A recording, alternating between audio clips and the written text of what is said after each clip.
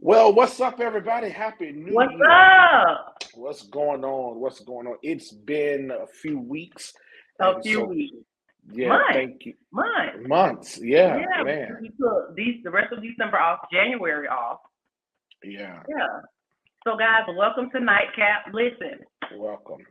Listen. Go ahead, and like, share, tag someone. Tonight is going to be amazing. We have some gems we want to drop and talk about a serious topic that may benefit all of you. So tag your homegirl, tag your homeboy. Come on, let's talk about it. Yeah, tag at least three people that you know that are practicing or attempting to practice restraint, and that need help with dealing with triggers. Right? You saved, but you're struggling with some stuff, and tonight we're going to talk about how to identify triggers, We're gonna talk and about yeah, we're gonna talk about it. it. We're Yeah. gonna talk about it, man. So, doctor, how are you? How you been? Walker. Man, I've been all right. I've been all right. Working hard. I'm tired most days. Some days I go in at 8 a.m. I don't leave till 12 midnight. Mm, But it's a part of the struggle trying to work my way up. Um, how are you? I am okay. Um, yeah, I'm okay. I'm learning to live in the unknown, In the unknown. and I'm That, I'm that learning. it's so uncomfortable there. Yeah, but I'm finding comfort that to just settle in it. Like Mm, it's gonna be what it's gonna be, and I can't. mm, I do what I can do, fix what I right, can fix, and then after right. that, yeah, I'm going to bed. Go to bed. Yeah, Sleep good. Mm. yeah. So unless you've been living under a rock, hold on. Big shout out to Bishop and Pastor Big shout out to Pastor G and Guns for giving us yeah, this space. yeah, So Dr. Sharice and I were talking, and we want to be intentional anytime we have a conversation, right? Because we yeah. value your time. And unless you've been living under a rock, 2022 came in with a bang.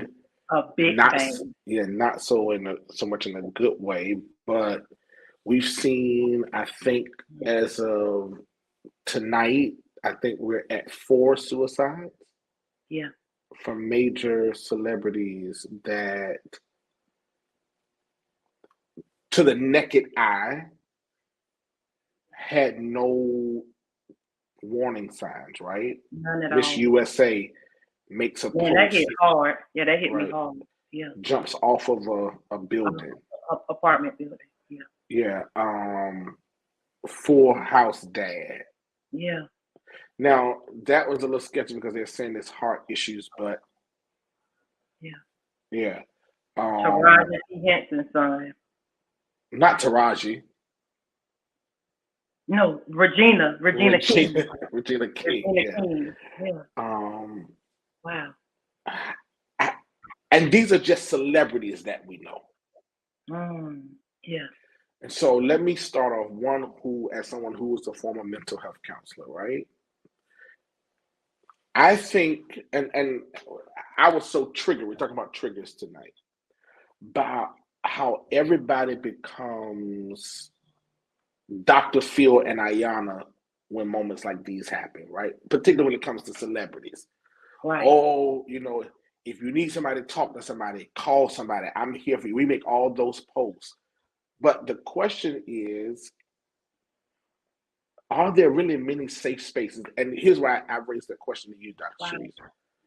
Because we're the generation who says, if it's textable, don't call me. Mm. Don't come by my house for no reason unannounced. Yeah, we're that generation, and we didn't grow up like that. I You grew can up, pop up at my grandmama's house. especially if I didn't call grandma Yeah, and ain't no answer. and ain't no answer. You can just pop up. Yeah, yeah, I'm popping up at your job, yeah. at the house. That's I, everything. I, I know where you go to church at, so I'm at least popping up. Oh, you here? You just didn't. Oh, okay. Right, right. How do you reconcile really Or do you really think that we give people the space to not be okay? I think we give people the space to not be okay. I'll say this. I remember when I received my first Merry Christmas text chain. Okay. My family and I, we would wake up every holiday and we would call each other Okay. one by one. Thanksgiving, Christmas, everybody got a call. Now, and it was probably 10 years ago, Christmas came and all I got was bing, bing, bing, bing text messages. And during that time, I was not okay. The text message trend was embraced, and it left people feeling like they don't have anyone to talk to or connect with. But I'll take it a step further. Outside of texting, social media came, right, as a way to connect, but also as a way to stay distant. And then social distance took place. Right. And then isolation takes place. So I think that it has left us in a place to where we feel like we don't have anybody to talk to. People are not really concerned about our well-being. I've felt like that often. So yeah, I agree. It has put us in that place. So one of my friends asked me a question about 2 weeks ago. What do you do when you feel overwhelmed, right? And I said, I pray. And then I said, I go to sleep. Yeah. I'm gonna take a nap. I'm gonna take a nap. Yeah. And when I wake up, maybe I'll be in a better place to think about it all. Right. But I need the energy. I'm gonna take a nap to face whatever. It's like, oh, yeah. You said you about to do this in an hour. In an hour, it's gonna get bad. Okay, give me 25 minutes. Right. I got 40-some minutes to deal with the rest. Right, like when I wake up. Right. But I oftentimes know, and again, we're talking about triggers. I think it is important for people to recognize what and who triggers you to be able. So I think because we have a need to be needed, we oftentimes go into environments, right, where we know the person doesn't care for us. Let's say we have mixed friends, right? So I may rock with you, but I know you got a home girl that can't stand my guts for whatever reason. Right. The question is, if I know that she is a trigger for me, but I don't want to miss out at the fear of being the topic of discussion. Right.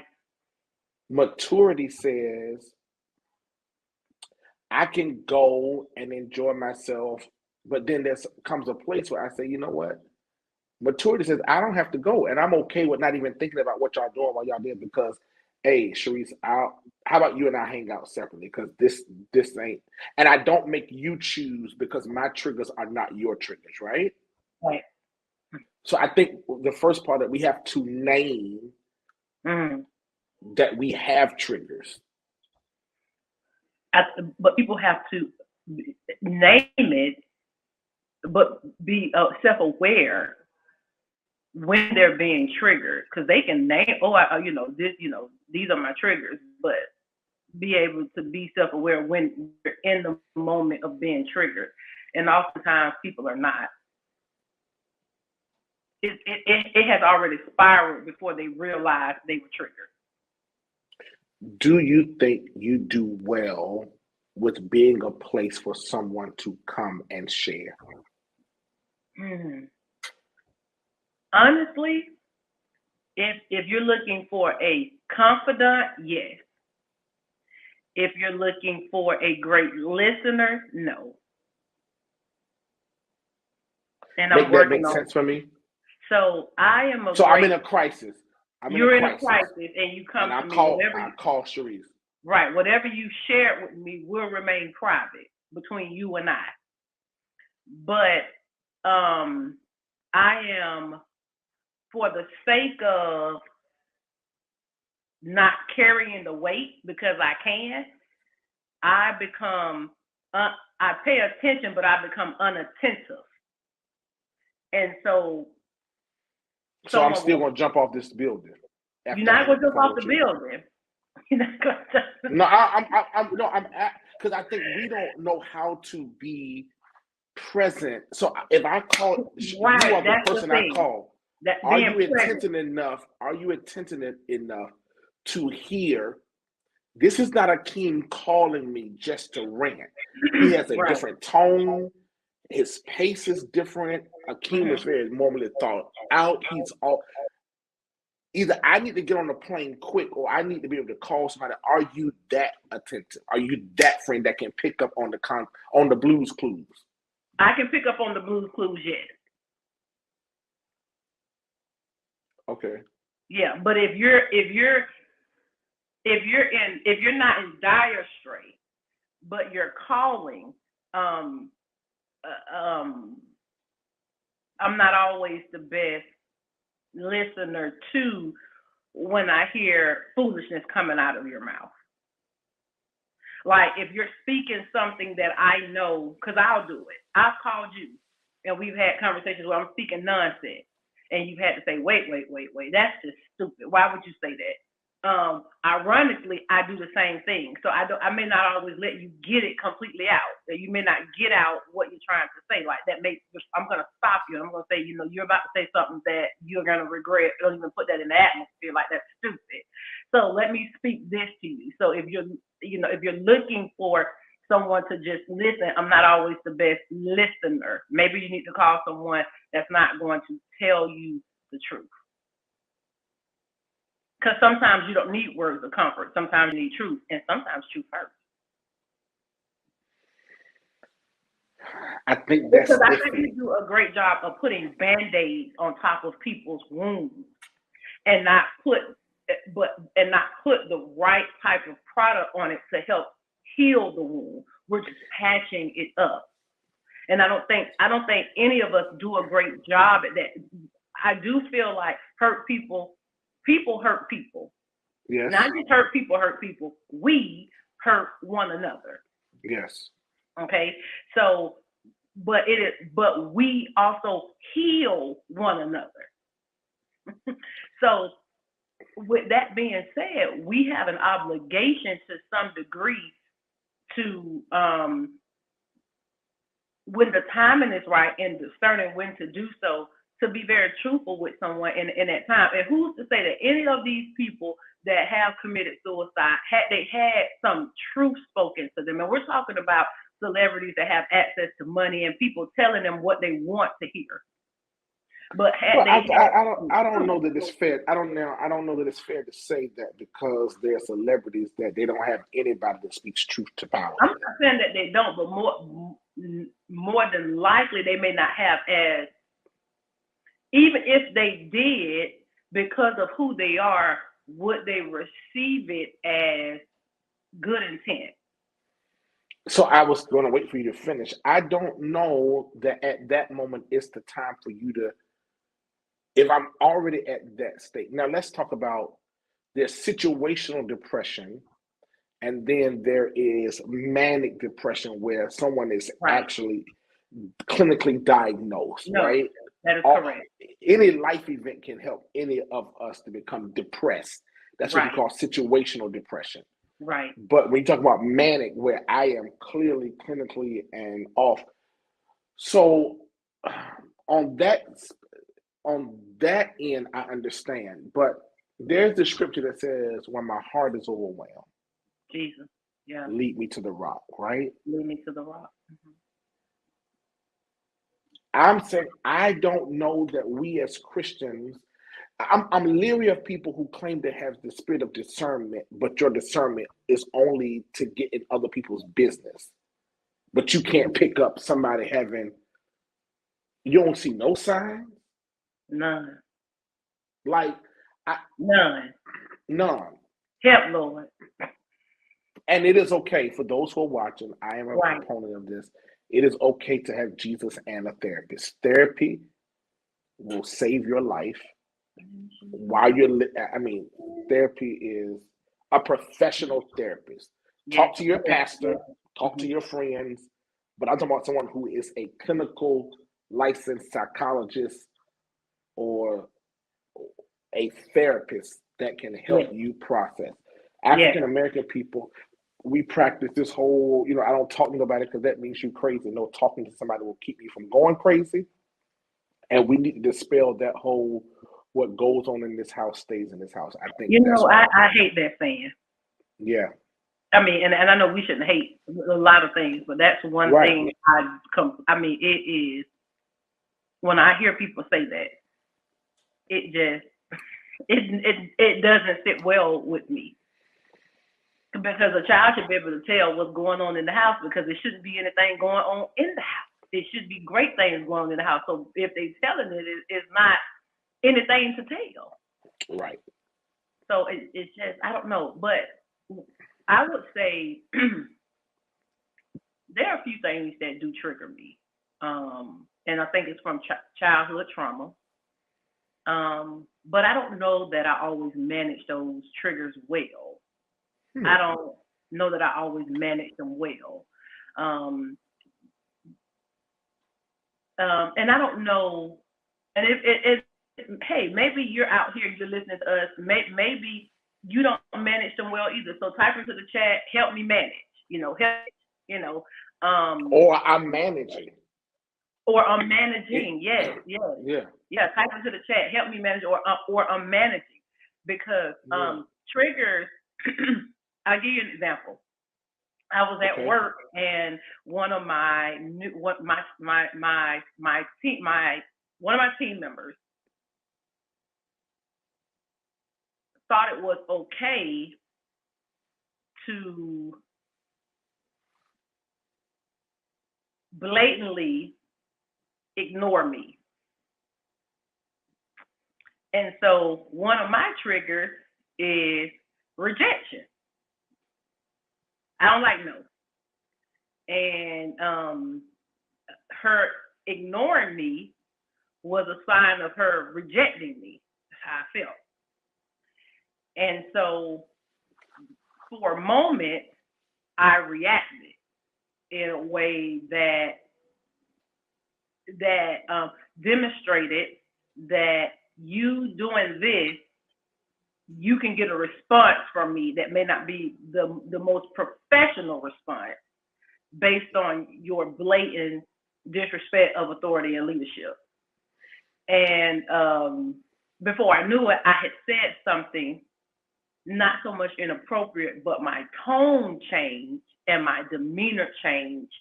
And at that moment, had I kept going, I believe I would have lost respect from other team members. So I had to watch my response and my reaction. But I don't do well with rejection. And unintended or intentional rejection. Like here's the question. Here's important. Did you think she was intending to do that? She was intending to do that. Okay. Now, she was also triggered. So her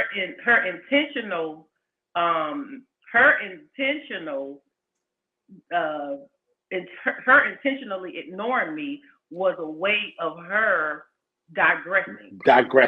So I have an uncle who says if one person is on fire, somebody needs to be carrying water.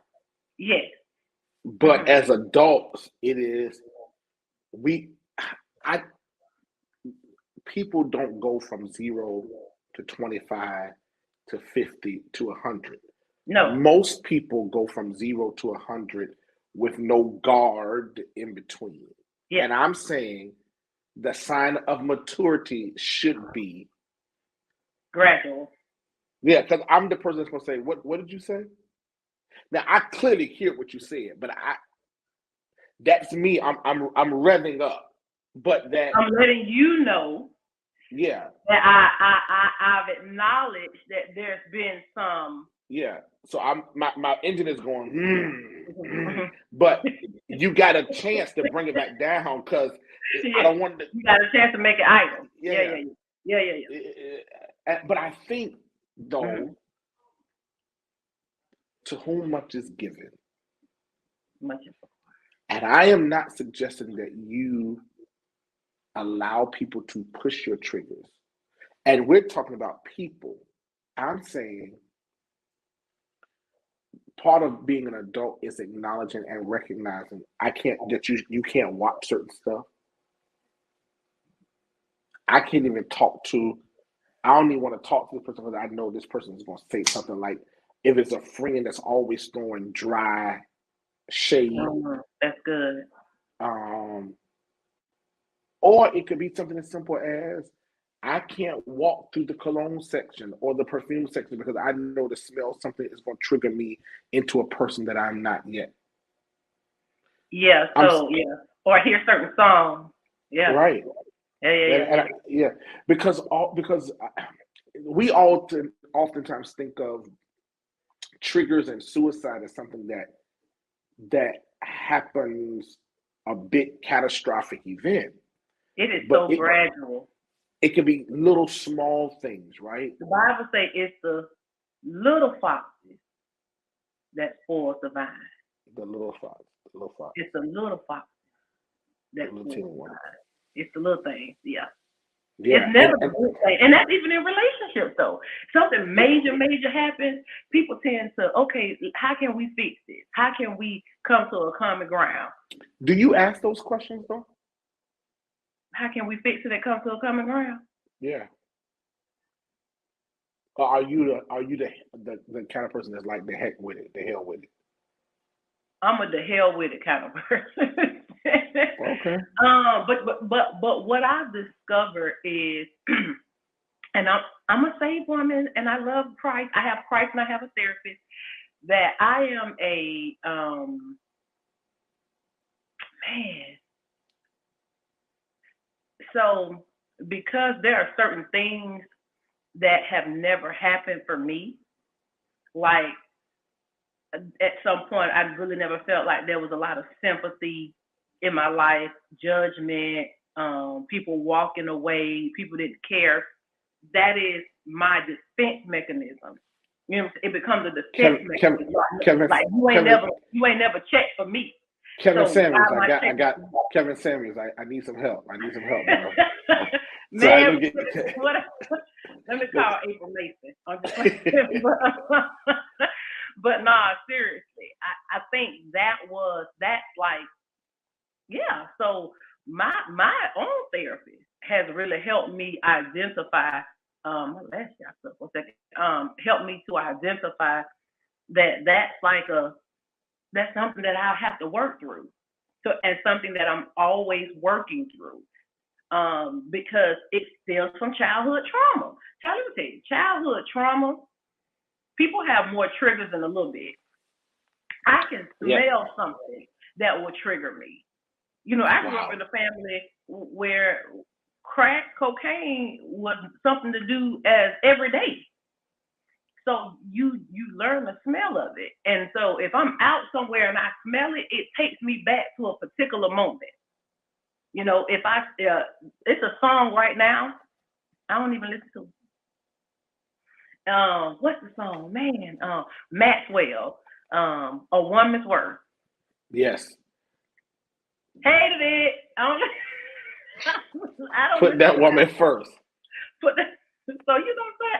I don't know. So I think that managing them now, I do believe that there are certain triggers that won't go away. I'm sorry, that was Jackie. That was Jahia. I don't believe that there are certain triggers that will go away.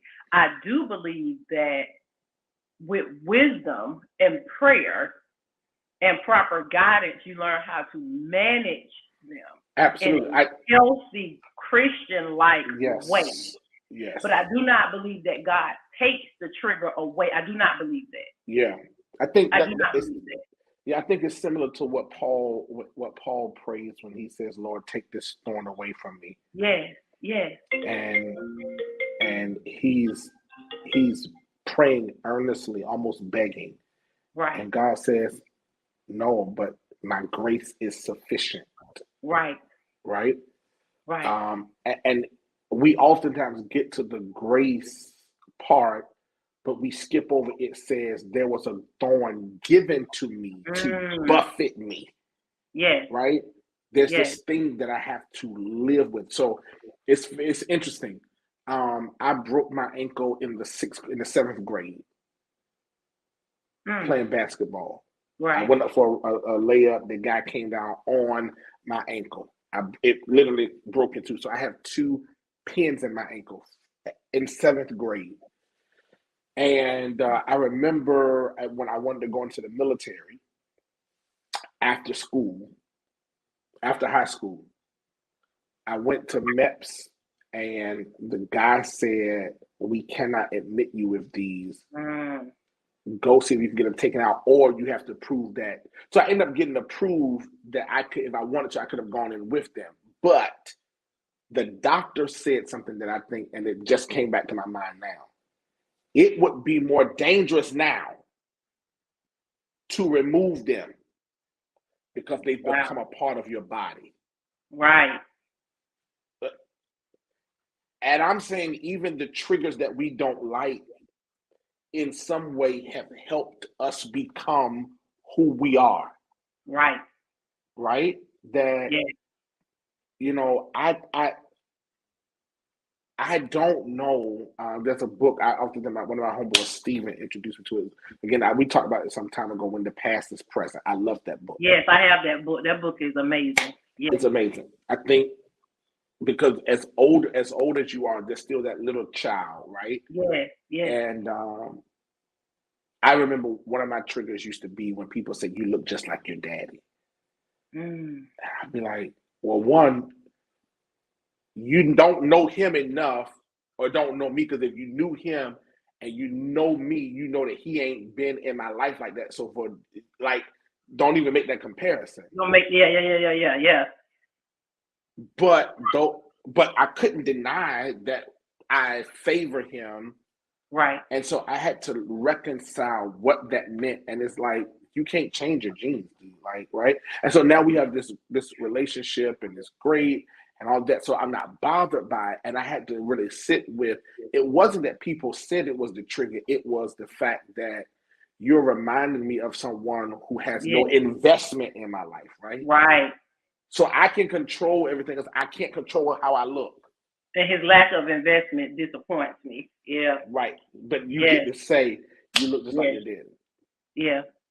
And then I got to be the good son. And it's like, thank you. I'm the better looking version. And I used to say that. Right. And then I had to say stop, because that is my throw off, because I can't say what I really want to say. So I say I'm the better looking version, when I'm really internalizing saying I'm the better version. Right. Right. So. Right. Anyway, we're almost out of time.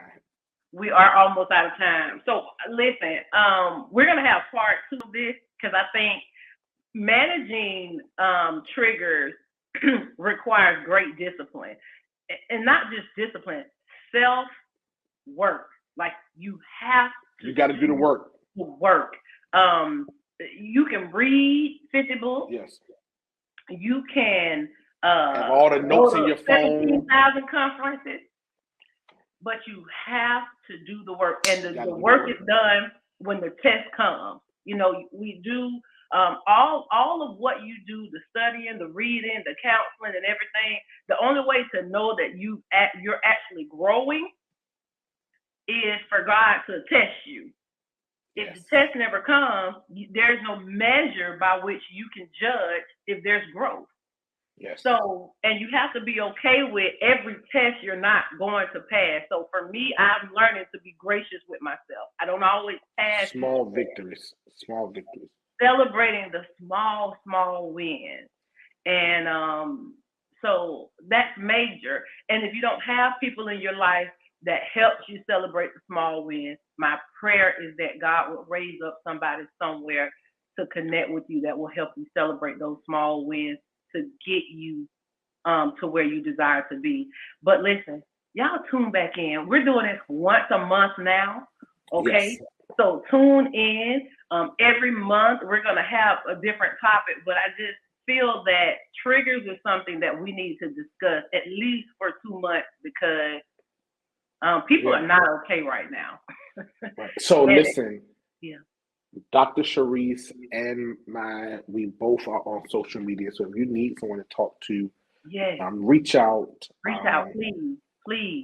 I would rather sit on the phone and take time out of my day to hear Yes. your story Yes. than to read about you after something traumatic has happened. And I hear people say all the time, had I known they were going through, I would have been nice. Here's the challenge until we come back together. Yeah. Just be nice for no reason. It don't hurt you. You don't need a reason to be nice. Just be nice. And so share the love, Dr. Sharice, in case nobody else told you. I love you. I appreciate you so much. Y'all be safe. COVID is still out in these streets. Yeah. Wear your mask, wash your hands, social distance, get you some hand sanitizer. Yeah. And listen, manage your triggers, talk to somebody, pray about it, but don't forget you've got to do the work yourself. You got to do We'll holler. Deuces. Bye, y'all. Peace.